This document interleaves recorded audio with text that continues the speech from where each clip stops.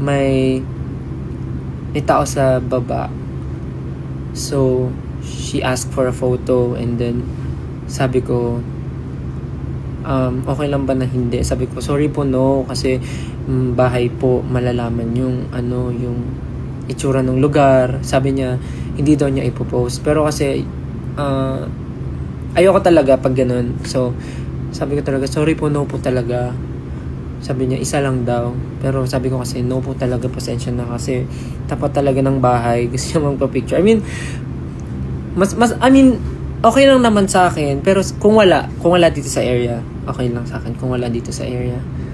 Pero kasi nung nag-know ako, parang nakita ko pa na nagtatry siyang mag-sneak ng photo na ginaganon niya.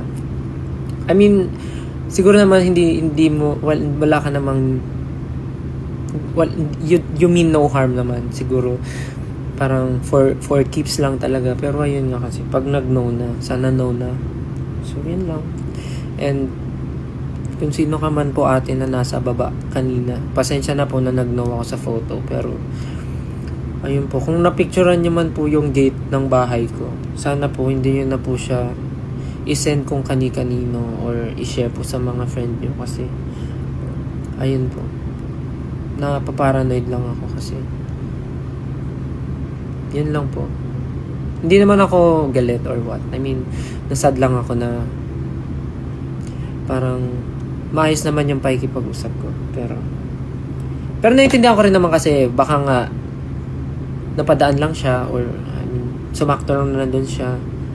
Tapos gusto niya talaga ng photo kasi once lang mangyari na mag-meet. Pero mali lang talaga yung situation. Kasi nga ayoko din kasi nga nasa bahay. So, ayun. Especially po pagka yung mga nag-aabang sa office. Sana po hindi niyo po gawin yun palagi kasi unang-una dapat po nagpapahinga po kayo sa bahay niyo. Kasi sayang naman po yung oras niyo ng pag-aantay lang sa baba ng office namin. Parang gamitin niyo na lang po sa mas makabuluhang bagay yung oras niyo kaysa mag-antay niyo po kayo sa kung saan-saan. Especially pag nakita niyo po kami sa mga sa mga bahay-bahay namin or kung saan man sana. Feeling ko naman hindi stalker si ating nasa baba. Baka nagkataon lang. Pero, yun nga lang. Parang nakita ko kasi na nagtry pa siya mag-sneak ng photo. Ginanon niya yung phone niya. Sabi ko, ate, please po, no. Tapos, ayun, nagsabi naman siya, okay po. Tapos, nagbabay naman ako maayos.